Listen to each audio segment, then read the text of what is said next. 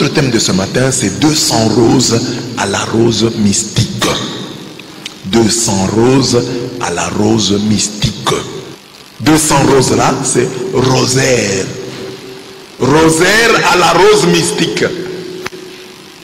Dans le mot rosaire, il y a rose.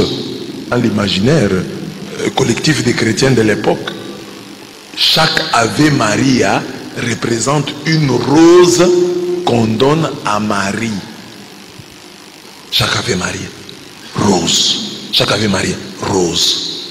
Alors maintenant, l'ensemble là des roses données à Marie, c'est ça qui s'appelle rosaire. Rosario, rosaire. Les parties de notre enseignement, dont je présente d'abord Marie, rose mystique. J'explique ce que c'est que le rosaire. Je donne l'origine de la prière du rosaire. J'explique l'histoire de la fête d'aujourd'hui, de Notre-Dame de la Victoire à Notre-Dame du Rosaire. Et puis j'explique le sens que peut revêtir la fête, cette fête d'aujourd'hui, cette célébration d'aujourd'hui. Premier point donc, la rose mystique. Retenez en quelques mots que Marie est appelée rose mystique parce que Marie est l'Immaculée Conception. Toutes les roses ont des épines. Alors Marie, puisque Dieu l'a préservée du péché, Marie est une rose sans épines. Et en tant que rose sans épines, c'est une rose mystique, c'est-à-dire une rose mystérieuse. Parce que toutes les roses ont des épines. Les mamans qui sont ici, ce sont des roses. Regardez la fille qui est à côté de vous, c'est une rose, regardez. Vous voyez la rose? Regarde ce qu'elle met sur la tête. Toi tu ne peux pas mettre ça. Nous les hommes, on veut couper les cheveux. Elles vont emprunter même les cheveux d'autrui. Nous, est-ce qu'on met le rouge à lèvres? Non, on n'en a pas besoin. Est-ce que nous on met les boucles d'oreilles? Non. Nous sommes comme ça. Mais elles veulent se rendre belles. Donc ce sont des roses. Mais telles que vous les voyez là, ce sont des roses avec épines. Il suffit de regarder cette femme belle que tu vois sur la rue, qui marche avec des talons. Parce qu'une personne normale, au lieu d'acheter des chaussures comme les nôtres et de marcher tranquillement, elle va chercher des chaussures pour marcher comme ça.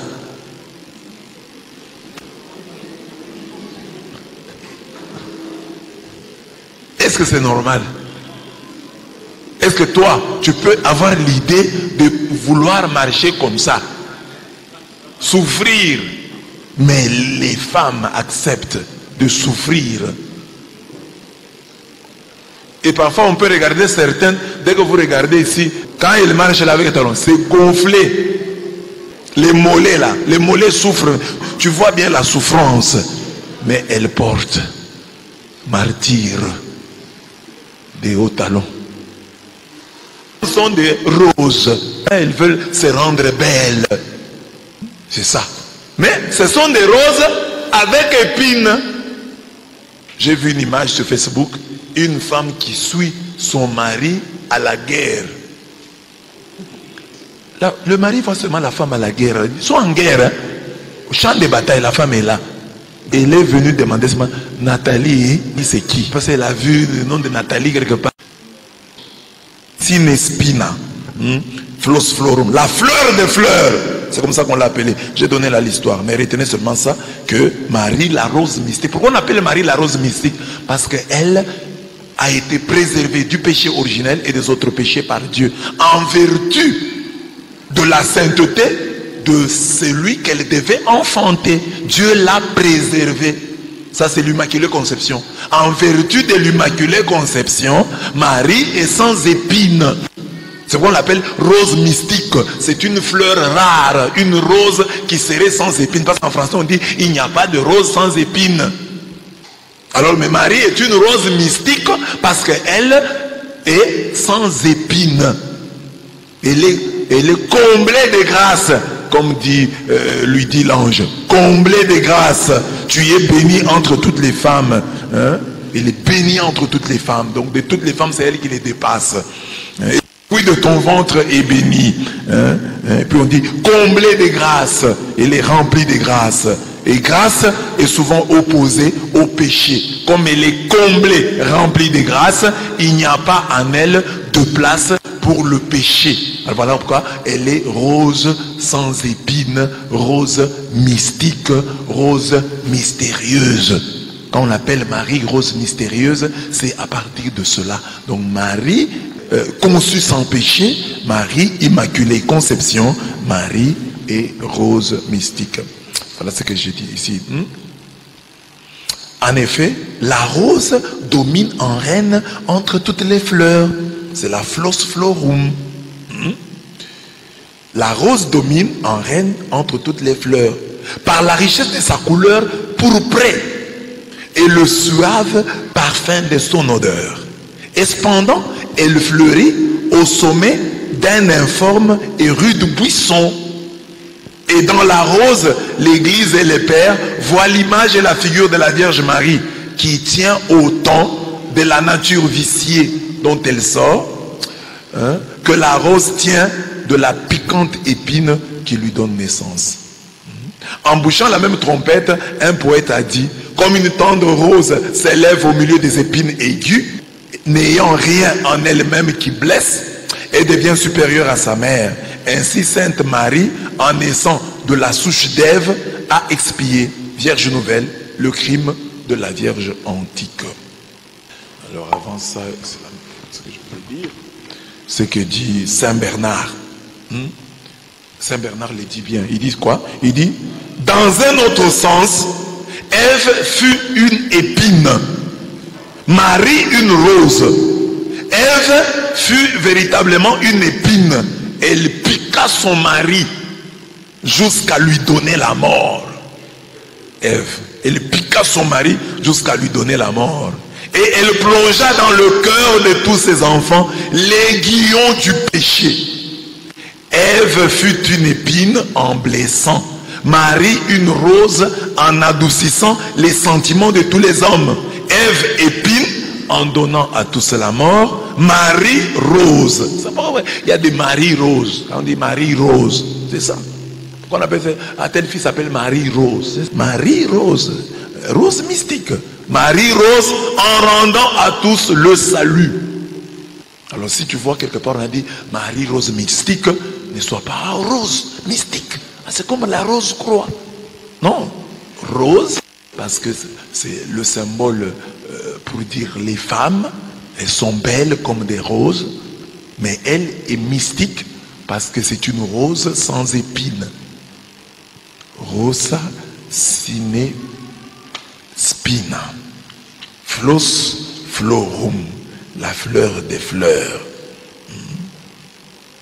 la rose sans épines. Ça va comme ça? Vous avez compris, hein? Donc Marie, rose mystique. L'objectif de tout enfant de Marie, tout dévot de Marie, c'est ressembler tant soit peu à sa maman. Je suis une rose parce que Dieu m'a créé à son image. Je porte en moi une beauté indicible. Mais j'ai aussi des défauts. Mais que puis-je faire? Je vais lutter autant que faire se peut pour éliminer certaines de mes épines, pour avoir le moins d'épines possible. C'est vrai que je suis fragile, je suis un pécheur, une pécheresse, mais je vais lutter quand même pour diminuer les épines. Amen. Regarde la rose qui est à côté de toi, dit rose. Tout homme créé à l'image de Dieu est une rose. Rose, tu as des épines, mais diminue-les. C'est ça le combat. Diminuer les épines. Il y a moyen. J'ai parlé ici du buisson. Les dimanches, j'ai parlé du buisson. Disponible. Lui, il est disponible. Il dit non, moi je suis disponible, mais venez, croyez en mon ombre. Venez. Donc, il y a moyen de dire, les mamans qui sont ici, c'est vrai, on dit que les mamans sont compliquées. Alors toi, lutte pour être une femme qui n'est pas compliquée. Apprends ça maintenant. Donc celui qui a compris que Marie est la rose mystique lui offre des roses à travers la prière du rosaire. Car comme l'encens pour l'Orient, la rose est pour l'Occident le symbole de la prière. Oui. La rose est pour l'Occident, le symbole de la prière, car elle exhale son parfum tel le nard ou l'encens vers le ciel. L'odeur de la prière, on dit l'encens, l'odeur de la prière monte jusque chez Dieu. Alors on dit aussi que l'odeur de la rose monte jusqu'au ciel. Ainsi faire son rosaire, c'est faire monter sa prière à Dieu par l'intermédiaire de Marie, la rose mystique. Bon, vous voyez, nous sommes des Africains, les histoires des fleurs là ne nous parlent pas beaucoup. C'est ainsi que nous avons parfois des difficultés pour aimer la Vierge, parce que ces histoires-là, rose, pour nous ça ne parle pas trop.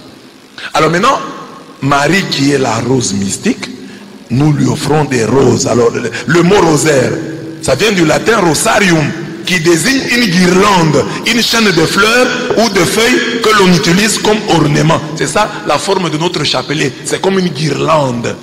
Des roses. Chaque graine est une rose. Tu vois, une guirlande. Alors chaque graine est une rose. Alors le rosaire désigne une guirlande, comme je l'ai dit, des roses. C'est le nom de cette prière catholique composée de 4 chapelets de prière dans lesquels on répète la salutation extraordinaire de l'ange Gabriel. Réjouis-toi, comblé de grâce, le Seigneur est avec toi. Ça, ce sont les paroles de l'ange Gabriel. On y ajoute la louange d'Élisabeth. Béni es-tu entre les femmes et béni le fruit de ton sein. Et enfin, on la conclut avec la prière de l'Église. Sainte Marie, Mère de Dieu, priez pour nous pauvres pécheurs, maintenant et à l'heure de notre mort. Amen. Donc, ça dit que cette partie, la première partie du Je vous salue Marie, c'est Luc 1, 28. Il y a des gens qui ont quitté l'église catholique, mais ils ne savent pas que Je vous salue Marie, comblée de grâce, se trouve dans la Bible. C'est Luc 1, 28. Tu es bénie entre toutes les femmes. C'est Luc 1, 42. Donc on cite la parole de Dieu. Je vous salue Marie, pleine de grâce, le Seigneur est avec vous. Vous êtes bénie entre toutes les femmes. Et Jésus, le fruit de vos entrailles, est béni. Maintenant, la parole de l'église, Sainte Marie, Mère de Dieu, priez pour nous. Quand on discute avec les sectaires, quand vous leur parlez d'intercession, ils sont d'accord. Pourquoi est-ce que vous citez Marie? Non, Marie prie pour nous. Là, ils sont d'accord avec nous. Que l'intercession, Marie peut prier pour nous. Parce qu'elle a fait au noces de Cana. Mais pour eux, Marie est déjà morte. Comme elle est déjà morte, elle ne peut plus prier pour nous. Alors que le pasteur peut prier pour nous. Alors ça, c'est facile à résoudre. Expliquez-leur que Marie n'est pas morte, elle est vivante. Marie n'est pas morte, elle est vivante.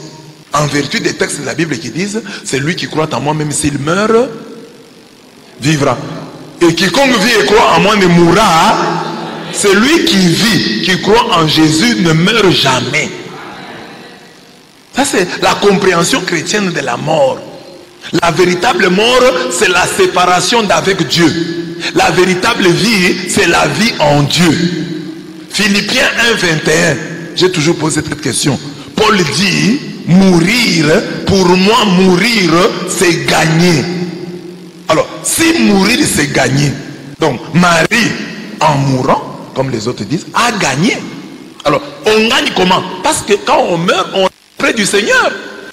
Donc, ça c'est la définition de la mort. Il faut que toi, catholique, tu aies cette définition-là. Ceux qui meurent et ceux qui sont vivants, qui sont les plus bénis? Entre ceux qui meurent et ceux qui sont vivants, qui sont les plus bénis? Répondez.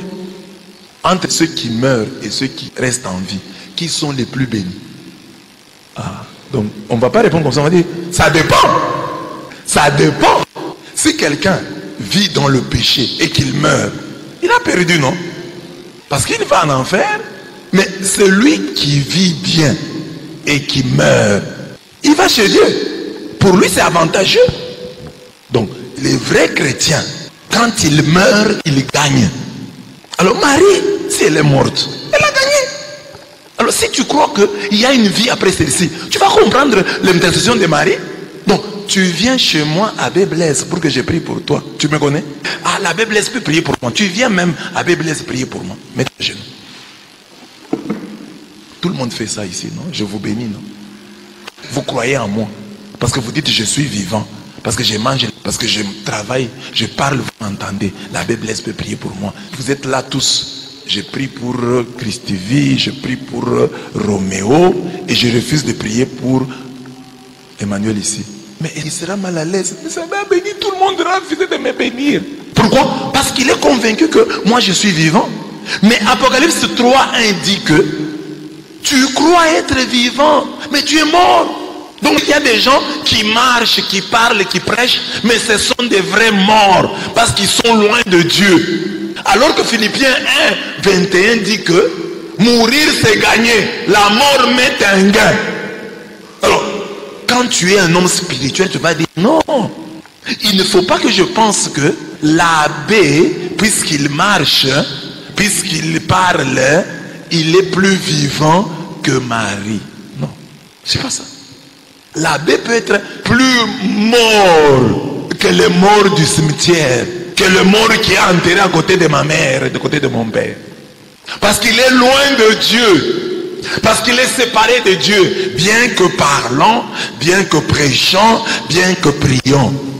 Alors quand on est spirituel, on a cette compréhension des choses. Qu'est-ce qu'est la vraie mort?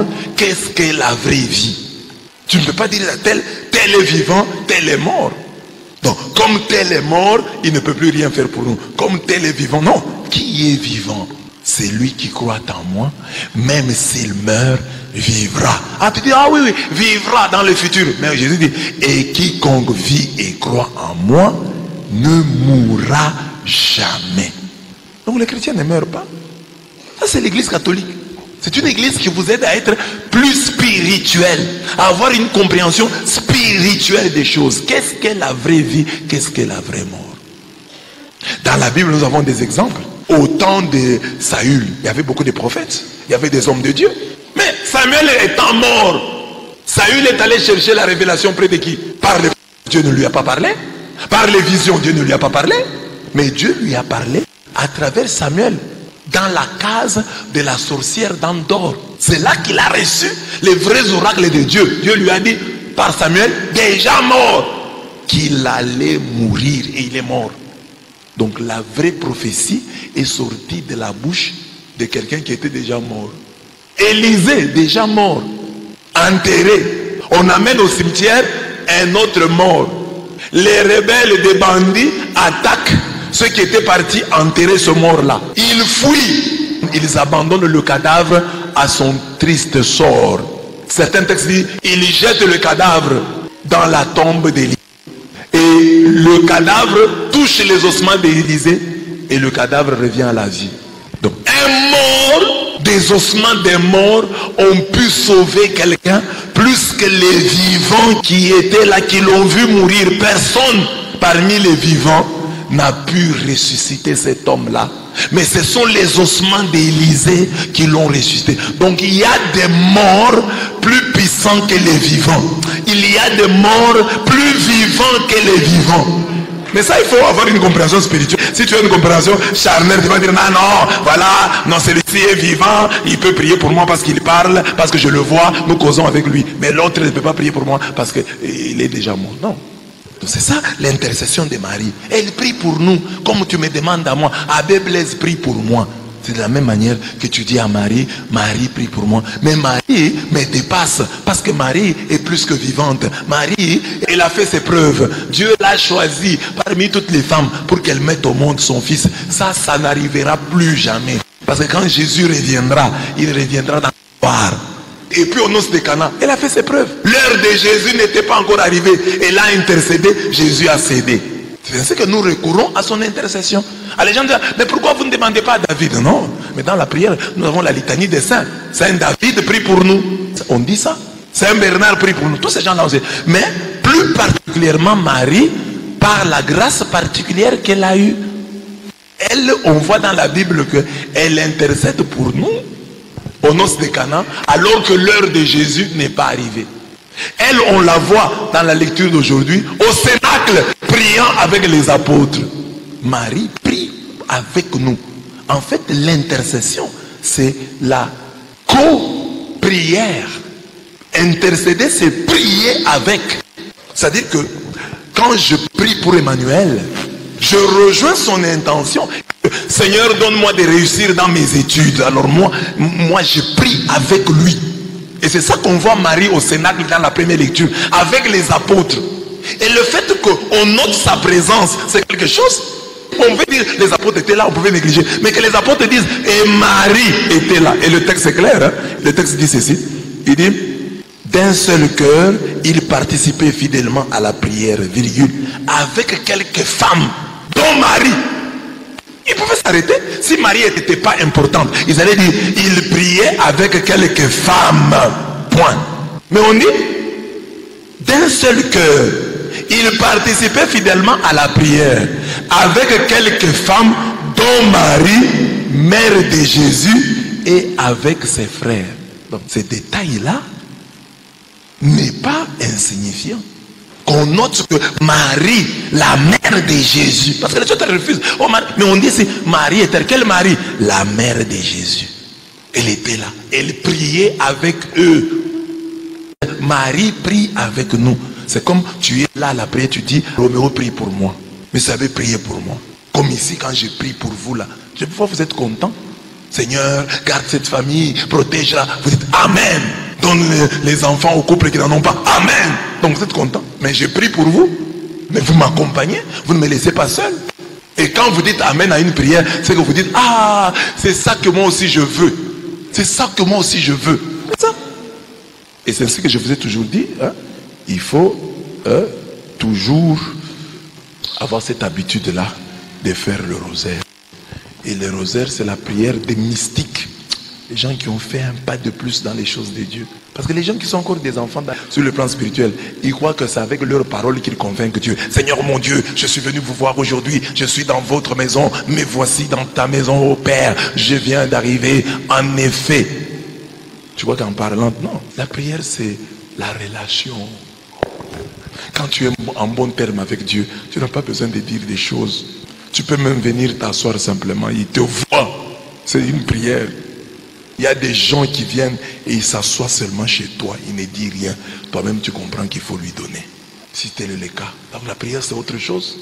Nous tous ici, nous comprenons beaucoup de choses. Un regard peut te parler. Un signe peut te parler. Quand quelqu'un fait comme ça, tu comprends qu'il m'appelle. Fait comme ça. Il me chasse. Alors, pourquoi tu fais penser que pour Dieu, la prière, c'est y faire une dissertation? Non, pas une dissertation. Alors, c'est ça le Je vous salue Marie. Je vais dire des paroles indifférentes, qui sont comme indifférentes. Je vous salue Marie, pleine de grâce. Alors que j'ai un problème, mon enfant est malade. Au lieu de commencer à dire, Seigneur, guéris mon enfant. Mais moi, j'ai dit, je vous salue Marie, pleine de grâce. Le Seigneur est avec vous. Vous êtes bénie entre toutes les femmes. Et Jésus, le fruit de vos entrailles, est béni. Sainte Marie, Mère de Dieu, priez. Ça montre d'abord l'humilité. La parole dit que elle a fait faire à Jésus un miracle avant le temps. Quand elle intercède, Jésus cède. C'est ça qui nous fonde. Alors l'origine de la prière du rosaire, ça a commencé comment? Parce qu'au début, nous commençons avec 150 Je vous salue Marie. Après, Jean-Paul II qui va ajouter les 50 autres. Hein, les mystères lumineux. C'est Jean-Paul II, Saint Jean-Paul II qui a ajouté. Avant, le chapelet n'avait que 3 mystères. Nous avons les mystères joyeux, les mystères douloureux et les mystères glorieux. Mais celui qui a ajouté les mystères lumineux, c'est le pape Saint Jean-Paul II. Donc ça date d'il n'y a pas longtemps, parce que Jean-Paul II, certains l'ont vu. Hein? Saint Jean-Paul II. Alors au début c'était 150. Pourquoi il y a eu le chapelet? Dans les couvents à l'époque, hein, on retrouvait dans le couvent des moines qui n'avaient pas étudié. Il y avait des moines qui avaient étudié. Les moines qui avaient étudié faisaient le bréviaire, lisaient les psaumes. À la prière, là, ils se présentaient, ils lisaient les psaumes parce qu'ils savaient lire. Mais dans l'assemblée, il y avait aussi des moines qui ne savaient pas lire. Aux moines qui ne savaient pas lire, on demandait de faire le Je vous salue Marie. Alors, comme le livre des psaumes a 150 chapitres, comme il y a 150 psaumes, c'est ainsi que eux devaient faire les 150 Je vous salue Marie, comme pour rejoindre les 150 psaumes. C'est comme ça que ça a commencé. Donc, c'était la prière des incultes, la prière des illettrés, le rosaire, la prière des gens simples. C'est pourquoi je lutte toujours que le chapelet reste la prière des gens simples. Il ne faut pas compliquer. C'est ce que chez nous ici, j'ai interdit que le chapelet, quand on fait le rosaire, les gens viennent avec leur discours, leur français. Je vous salue Marie, rose mystique, le Seigneur est avec vous. Je vous salue Marie, la mère des prêtres. Non. Que la prière reste seulement comme ça. Je vous salue Marie. Si tu veux faire ça, va faire ça chez toi. Parce qu'en faisant d'ailleurs, il y a beaucoup de confusion. L'enfant prodigue, quand il est rentré, il avait préparé un beau discours. Son papa ne lui a pas laissé terminer son discours. Quand il avait préparé, je vais dire à mon père ceci. Oui, je me lèverai, j'irai vers mon père, je lui dirai ceci. Il n'a pas terminé. Quand il a commencé à dire, non, arrête, j'ai compris. Donnez-lui la plus belle robe. Amen. Amen. C'est ça. Donc le chapelet, quand tu aimes le chapelet et tu comprends ce que tu fais, tu as fait un grand pas dans la spiritualité. Parce que tu as compris ce que c'est que la prière. Que la prière, c'est de ne pas expliquer et donner des informations à Dieu. Non par les émotions qu'elle suscite. Même en toi-même ou dans les autres. Parce que tu peux commencer à prier toi-même. Tes propres mots te touchent et tu pleures. Tes propres mots te touchent et tu pleures. Et quand tu termines, tu es un peu consolé. Tu crois que tu es exaucé. Tu as prié autant de fois. Tu as pleuré autant de fois. As-tu été exaucé? Non. As-tu bien prié? Non. Parce que tu n'as pas été exaucé. Amen. Même si par ailleurs, on peut bien prier et ne pas être exaucé. Parce que c'est Dieu qui sait. Moi, je demande si Dieu peut me donner. Mon fils me passe ça, je te donne autre chose. Dieu m'exauce. Parce qu'il est plus intelligent que moi en me donnant une chose dont j'ai besoin, mais que je n'ai pas su demander. Amen. Alors, la fête d'aujourd'hui, son origine, je donne ici, 1571, les chrétiens sont en guerre. Il y a une bataille qui unit l'Espagne, la République de Venise et les États pontificaux contre l'envahisseur musulman turc. La Turquie, les musulmane, attaque l'Espagne, Venise et les États pontificaux. Alors maintenant, les chrétiens se coalisent et combattent les musulmans. Et les chrétiens gagnent le 7 octobre 1571. Et les chrétiens attribuent cette victoire à l'arrestation du rosaire. Parce que le pape de l'époque, je crois que c'est Pie V, a demandé qu'on prie, qu'on fasse le rosaire. On fait le rosaire pour gagner la guerre et on la gagne le 7 octobre. Le 7 octobre, les chrétiens ont vaincu les musulmans grâce au rosaire. Parce qu'ils ont fait la prière du rosaire, les soldats sont allés en guerre et ils ont battu les musulmans à Lépante, en Grèce. Alors à partir de ce jour-là, on a commencé à fêter Notre-Dame de la Victoire. Et on est passé de Notre-Dame de la Victoire, en mémoire de la victoire obtenue contre les musulmans, les Turcs musulmans à l'époque, à Notre-Dame du Rosaire. Parce que la victoire là a été obtenue grâce au rosaire. C'est ça le 7 octobre. C'est ainsi que le mois d'octobre est devenu le mois du rosaire. Il y a le mois marial. Le mois de mai, c'est le mois marial. Le mois d'octobre, c'est le mois du rosaire. Il y a une petite nuance. Le mois de mai, c'est le mois marial. Le mois qui est consacré à Marie. Nous pouvons faire le rosaire. Nous pouvons organiser des journées mariales. Mais le mois du rosaire, c'est le mois où nous récitons le rosaire. C'est le mois où nous prions. Et nous voulons que nous aussi nous obtenions des victoires à travers le rosaire. Tu fais des rosaires avec une intention que par le rosaire, Dieu me donne la victoire. Comme il l'a fait en 1571 à Lépante. Les musulmans ont été vaincus par les chrétiens grâce à la récitation du rosaire. Est-ce que vous avez compris? Voilà. Maintenant, aujourd'hui, j'ai dit... Alors, fêter Notre-Dame du Rosaire, aujourd'hui, c'est quoi? J'ai dit, à travers le texte, que... comme à Lépante, c'était au cours d'une guerre contre les musulmans que les chrétiens, après avoir gagné, ont institué cette fête. C'est-à-dire que nous aussi ne devons pas oublier la source de cette fête. La guerre contre les musulmans. C'est vrai qu'aujourd'hui, nous ne pouvons pas aller en guerre, en croisade contre les musulmans. Mais il y a une croisade spirituelle dans laquelle nous devons entrer. Parce que les musulmans, eux, profitent de nos faiblesses. Vous savez que l'Éthiopie, elle est devenue musulmane. La Turquie était chrétienne. Parce que c'est là que le concile de Nicée, c'est un Iznik. C'est en Turquie.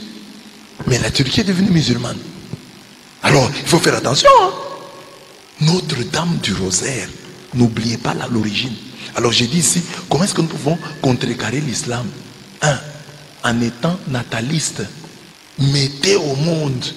Chrétiens, mettez au monde. Ne faites pas comme certains qui n'ont que 4 enfants. Mettez au monde. Écoutez ce que disent les musulmans. À travers Ouarib Boumedienne, aux Nations Unies, ils ont dit, nous conquérons le monde par le ventre de nos femmes. Quand les chrétiens limitent les naissances, les musulmans sont polygames. Dans leur polygamie, ils ont la possibilité d'avoir beaucoup d'enfants. Et ils vont nous vaincre.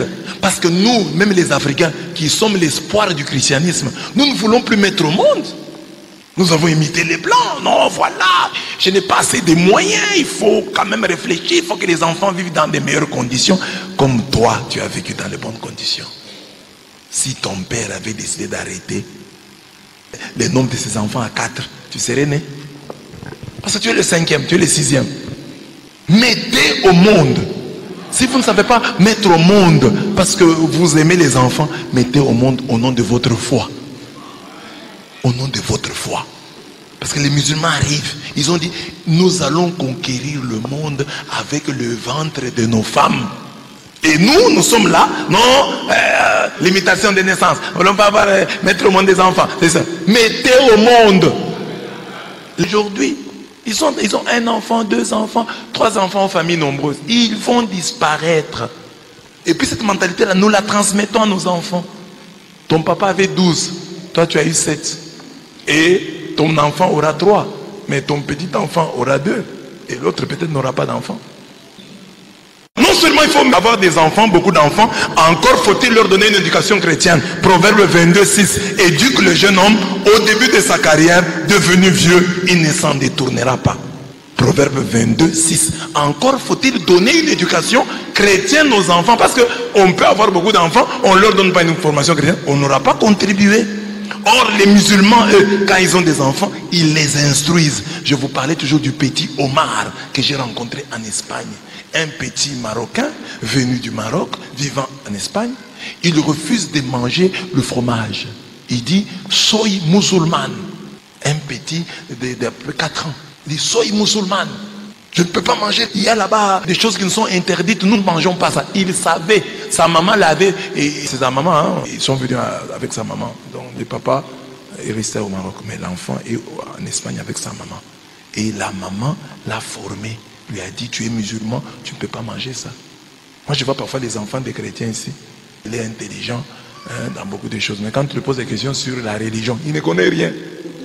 Mais il connaît les maris de maman. Telle maman, son mari, c'est ce qui il dit. Marie, c'est la maman de qui? Marie, c'est la maman de qui? Je ne connais pas. Petit, viens. Tu veux devenir abbé, non? Viens. Mystère glorieux. Tu ne seras plus abbé, tu seras ABC. Tu vois, c'est ça la formation chrétienne. Les enfants ne connaissent pas des mystères joyeux, les mystères du rosaire, ils ne connaissent pas. Mais ce sont des enfants des chrétiens. Leur papa c'est un légionnaire, mais ils ne connaissent pas. Mais un musulman va apprendre à son enfant. À l'école coranique, on apprend le Coran, on est jeune. Tu échoues, on te frappe. Mais nous avons des enfants, nous les mettons au monde. Est-ce que nous leur donnons une éducation chrétienne? Est-ce que l'enfant de quelqu'un, nous pouvons lui poser des questions et être étonnés par sa connaissance religieuse? Hey, cet enfant, les parents ont fait du bon travail, hein? Connaît les credos, il connaît le Notre Père, connaît toutes les pères. À son âge, il connaît déjà. Il sait répondre à certaines questions. Il sait expliquer certaines choses. Pourquoi on fait le rosaire? Maman nous avait expliqué ça. Pourquoi on fait ça? Papa nous avait expliqué ça. Pas dire mais c'est l'abbé. Papa, maman. C'est pourquoi après vos enfants quittent l'église. Parce que vous-même d'abord vous n'êtes pas très catholique. Parce que les parents ici pour la plupart, vous n'êtes pas très catholique. Facilement, vous-même vous pouvez quitter l'église. Parce que vous ne connaissez pas l'histoire de l'église. Vous ne savez pas expliquer les choses de l'église. Pour vous, la religion, c'est rien. C'est rien. 3. En maîtrisant tant soit peu le Coran. Tu ne peux pas être chrétien aujourd'hui, tu ne connais rien du Coran. Parce que les musulmans sont là. Ils nous attaquent sur base de la Bible. Un chrétien, tout chrétien intellectuel devrait avoir un exemplaire du Coran chez lui. Ou bien sur internet, lire un peu. Je vais lire un peu le Coran. Je vais lire un peu et je vais avoir une idée. Parce que le jour où j'aurai un débat avec les musulmans connaissent la Bible. Lui, il lit la Bible. Mais nous ne lisons pas le Coran. Il faut, pour le confondre, il faut que tu le confondes avec son propre Coran. Comme lui veut te confondre avec ta propre Bible. Il veut te confondre. Apprends aussi à le confondre avec son propre Coran. Et pour ça, il faut lire le Coran. Et chrétien, tu n'as jamais lu le Coran. Tu ne connais aucune sourate. Dans le débat avec les musulmans, tu ne peux même pas évoquer une seule sourate. Parce que tu ne t'intéresses pas à ça. 4. En étant vraiment chrétien. C'est comme ça que nous allons vaincre les musulmans. Soyons réellement chrétiens. Et aujourd'hui, c'est que l'enseignement de Marie. Faites tout ce qu'il vous dira. Soyons vraiment chrétiens. Et ce qui fait de nous des chrétiens, l'amour, l'unité. Que nous soyons unis. Soyez des chrétiens différents. Soyez comme cette fille de Sainte Ursule. On m'a dit après que c'est elle de Sainte Ursule. Nous venons, nous connaissons les gens de Sainte Ursule, les gens de Bonzola, les catholiques en général, comment ils sont. Mais les dimanches, alors que nous faisions la procession avec la parole de Dieu, cette fille-là de Sainte Ursule nous a suivis. Elle était à côté du chemin, elle dansait aussi, elle chantait avec nous. Quand j'ai fait la publication, j'ai dit, cette fille, moi je ne la connaissais pas. Je ne savais même pas si elle était catholique ou pas. Mais qu'elle ait marché avec nous dans la joie. Qu'elle se soit réjouie de voir que nous faisions quelque chose pour son Dieu. Parce qu'il y a d'autres, des catholiques qui nous voient faire ça, ça les énerve. Mais elle nous a soutenus. C'est ça l'amour. Mais très rares sont des chrétiens comme ça. Tu vois quelque chose de bien qui est fait à Sainte Marie, tu te réjouis. Non, nous sommes des chrétiens, mais tu vois quelque chose de bien à Sainte Marie, ça t'énerve. Tu n'es pas chrétien. Si tu aimes Jésus, tous ceux qu'on dit sur Jésus, tous ceux qui sont pour Jésus, tu dois aussi les aimer. Tout ce qu'on dit de bien sur Jésus doit te réjouir. Ah, on a loué mon Seigneur, on a loué mon Maître, je suis aussi content. Amen. Soyons vraiment des chrétiens. Et enfin, devenons des mystiques. Ne soyons pas seulement des chrétiens avec le cerveau. Soyons des chrétiens avec le cœur. Avec le cœur. Que Dieu ne nous soit pas extérieur, que Dieu soit intérieur. Si Marie est la rose mystique et que les chrétiens qui la vénèrent ne sont pas mystiques, il y a un problème. Soyons mystiques. Mystique, c'est arriver à la dimension de Paul qui dit, ce n'est plus moi qui vis, c'est le Christ qui vit en moi. Et quand on est mystique, on comprend les choses autrement. Il y a prier. Quelqu'un qui n'est pas mystique va penser que la prière c'est dire des choses logiques, etc. Non, quand tu es mystique, tu comprends que Dieu voit mon intérieur. Je peux venir ici à l'église quand il y a le Saint-Sacrement. Je peux seulement me coucher devant le Saint-Sacrement. Même si je ne dis rien, c'est une prière profonde. C'est-à-dire que je peux aller à Bonzola là-bas, il y a l'adoration à la chapelle là, je dors, c'est Seigneur. Au nom du Père et du Fils et du Saint-Esprit, Amen. Seigneur, tu viens seulement dormir devant toi. Tu dors. Et tu termines la prière. Merci Seigneur, j'ai dormi aujourd'hui devant toi et je rentre chez moi. C'est tout ce que je suis venu faire. Comme je vous parlais de l'enfant des magistrats Kaloumé. Quand il était petit, Aldarich, il me voit un jour venir. Il était tout petit, il commence à pleurer. Mais c'est la Blaise, mais c'est la Blaise. Comme ça il m'appelait, mais c'est la Blaise. Et il voulait seulement que je le porte. Quand je le porte, il dort. Il voulait dormir dans mes bras. Et avec ça, il m'a dit une chose. Il m'a parlé. Il m'a dit que je t'aime. C'était sa manière de dire je t'aime. Je veux dormir dans tes bras. C'est tout. C'est une prière. Il n'a pas parlé. Oh, mais c'est la Blaise, je t'aime. Non, seulement ça. Comme nous le voyons, c'est pour les enfants. Il y a des enfants, tu tends les mains, il vient pour que tu le portes. C'est un langage.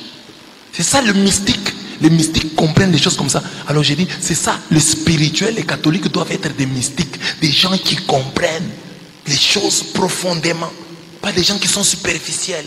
Oh, la prière, il faut dire comme ça. Oh, la prière, c'est comme ça. Écoutez ce que j'ai dit, le passage que j'ai mis ici. Car si je prie en langue, mon esprit est en prière, mais mon intelligence n'en retire aucun profit. Que faire donc? Je prierai avec l'esprit, mais je prierai aussi avec l'intelligence. Je dirai un hymne avec l'esprit, mais je le dirai aussi avec l'intelligence. Alors c'est ça, hein? La prière, quand on est mystique, on comprend que le Je vous salue Marie, c'est comme le cri d'un enfant. Mais la maman comprend. Tu n'as pas besoin de dire à Marie, Marie, j'ai un problème à l'école. Non. Fais seulement, Marie, comme une mère, va comprendre que ça, l'enfant veut se soulager. Ça, il a soif, il a faim, il a chaud. Les mamans comprennent quand l'enfant pleure. La maman a un sixième sens. Elle dit non, ça, c'est-à-dire il a chaud. Mais l'enfant ne dit jamais, j'ai chaud, j'ai chaud. Et la maman comprend. C'est ça aussi le rosaire. Tu n'as pas besoin d'expliquer à Marie. Comme c'est une mère, elle comprend. Quand tu dis je vous salue Marie, elle comme mère, elle comprend. Amen. Si tu as un bébé qui vient de naître, elle dit donne-moi, je vais téter. Tu vas fuir, non? C'est plus un enfant. Non, pourquoi là votre prière de je vous salue Marie là? Il faut parler, il faut dire. Nous aimons parler. Parce que vous n'êtes pas mystique. Mais quelqu'un qui est mystique va comprendre. Quelqu'un qui comprend la foi de l'intérieur. Ça mystique. De l'intérieur. Pas extérieur, de l'intérieur. Alors quand tu comprends de l'intérieur, tu vas comprendre que la prière, ce n'est pas des phrases mielleuses que tu offres à Dieu, comme si Dieu était une femme que tu devrais séduire avec des phrases, des belles phrases. Dieu est Dieu. Il sait ce qu'il y a dans le fond de ton cœur. Alors tu peux seulement te mettre à genoux. Tu peux seulement lui dire. C'est vrai, il y a des moments où des prières fortes, il faut parler. Mais il y a des moments où, quand tu es mystique, tu vas dire non, je me tais et Dieu me comprend. Amen. Je termine par ce que j'avais dit avant. Le 6e point, c'est dévot de Marie ou simple défenseur. Beaucoup de catholiques sont ici. Aujourd'hui, c'est Notre-Dame du Rosaire. Et j'insiste. Beaucoup de catholiques sont ici. S'ils font le rosaire, c'est quand nous sommes ensemble. Mais chez lui, à la maison, faire même un chapelet tout seul, il ne fait pas. Mais quand il va à l'école, quand sur les réseaux sociaux, on attaque Marie, il défend Marie. Elle défend Marie. Mais dans sa vie spirituelle, le chapelet, le rosaire n'a aucune place. Notre-Dame du Rosaire, c'est pour nous dire que cette prière que vous négligez, elle a fait des choses. Allez à Lourdes, vous trouverez des témoignages des gens. Par l'intercession de Marie, j'ai été guéri du cancer. J'ai été guéri de telles maladies. C'est plein. Donc cette prière a fait des merveilles, a une histoire. Et fêter Notre-Dame du Rosaire, c'est une manière de te dire à toi catholique, essaye aussi. Tu es peut-être catholique. Ah, j'étais catholique. Tu vas quitter l'église comme ça. Tu n'as aucune expérience de Marie, de Dieu qui répond par Marie. De Marie qui intercède. Tu n'as aucun témoignage. Alors tu seras un catholique superficiel. Sur Marie, tu seras juste un défenseur, mais tu ne seras jamais un dévot. Parce que les dévots, c'est qui? C'est celui qui a des témoignages. Qui dit, moi, j'ai fait cette prière, j'ai fait les rosaires. Voilà ce que j'ai obtenu. Comme je vous parlais de Papa Liévin Lukonga, un de mes chrétiens de Yezumbanji. Ce papa-là travaillé à la Gécamine. Il n'est pas fort dans les histoires, les prières charismatiques, non. Lui, c'est un fils de Marie. Il est déjà mort. Ce papa arrive ici dans le refoulement, il n'a pas de travail. Mais il fait seulement le rosaire. Une nuit, la Vierge lui apparaît. C'est une histoire réelle. La Vierge lui apparaît et lui dit, demain, va à la direction générale de la MIBA. Tu verras tel blanc sortir du bureau, il te donnera du travail. Tel qu'il l'a vu dans le songe, tel qu'il va le vivre. Il arrive à la direction générale de la MIBA, il est debout. Et il voit un blanc qui entre. Il connaît ce blanc qui a travaillé à la Gécamine avec lui. Le blanc le connaissait, parce que c'était un grand mécanicien. Le blanc là entre, quand il sort, papa va le voir. Le blanc le reconnaît. Papa Liévin, tu es ici? Oui, je suis ici. Tu travailles? Non. Il le prend par la main. Il l'introduit à la MIBA. À l'époque, la MIBA était encore bonne. Il le présente, il dit, c'est un grand mécanicien ce monsieur. Prenez-le. On a pris Papa Lukonga. Il a commencé à travailler à la MIBA. Ce papa-là, tu vas lui dire quoi contre la Vierge? Il va te croire. C'est ça les catholiques. Nous avons des catholiques qui est bon. Il n'a aucune expérience de vie. Il a passé tout ce temps dans l'église catholique. Il ne faisait pas le chapelet. Il ne faisait pas le rosaire. Alors il se retrouve sans témoignage. Alors quand on lui dit abandonne Marie, il abandonne facilement parce qu'il n'a aucun témoignage. Mais les gens qui ont des témoignages sur la puissance de l'intercession de Marie, ne veulent pas blaguer. C'est comme ces jeunes gens qui avaient invité Marie à leur noces. Ils ont invité Marie à leur noces. Le vin a manqué et Marie a intercédé. Je pense que la prochaine fois, quand ils ont eu une fête, ils doivent avoir encore invité Marie. Invitez un peu Marie, qu'elle soit toujours là, on ne sait jamais. Donc, quand vous avez une expérience, vous êtes différent des autres. La différence, c'est souvent dans l'expérience. La différence, c'est souvent dans l'expérience. Tu as quelle expérience du rosaire? Ah, moi j'ai déjà fait le rosaire. J'ai fait pendant le mois du rosaire. J'étais fidèle. J'allais chaque jour au rosaire. Et je faisais le rosaire chez moi à la maison. Chaque matin, je me réveillais à 4 heures. Je faisais mon rosaire. Voilà ce que j'ai obtenu. Et j'avais une grâce que j'ai demandée. Par l'intercession de Marie. Seigneur, donne-moi ceci. Et je vois, il me donne. Deuxième fois, il me donne. Troisième fois, il me donne. C'est fini. Je deviens un dévot de Marie. Mais les catholiques qui n'ont pas d'expérience de Marie sont simplement des défenseurs. Et ils défendent au nom de l'équipe. Ce n'est pas qu'ils ont des témoignages. Moi, j'ai pu donner aux jeunes mon propre témoignage. Moi, quand j'étais en propédétique, j'ai fait une prière. Et je la faisais chaque jour. Nous avions un chemin de croix. À Kambikila, là, nous étions. Nous avions un chemin de croix. Dans la brousse, là, on avait fait un chemin de croix. Mais avant, il y avait une statue de la Vierge. À Kambikila, au Katanga, là-bas. Chaque jour, on termine le repas. Moi, je vais là-bas. Je demandais toujours à la Vierge, prie pour moi que je devienne prêtre. Et je faisais ça chaque jour. Et je faisais le tour. Avant d'aller faire la sieste, je faisais le tour de ce chemin de croix là en faisant mon chapelet. Je rentrais. Et j'avais fait un vœu à la Vierge que si je deviens prêtre, je viendrai ici en pèlerinage. Mais je ne savais pas que j'allais devenir prêtre en Bujumaï. Je croyais que j'allais devenir prêtre à Lumbashi. Et puis je suis devenu prêtre à Mbujimaï. Que Dieu vous bénisse.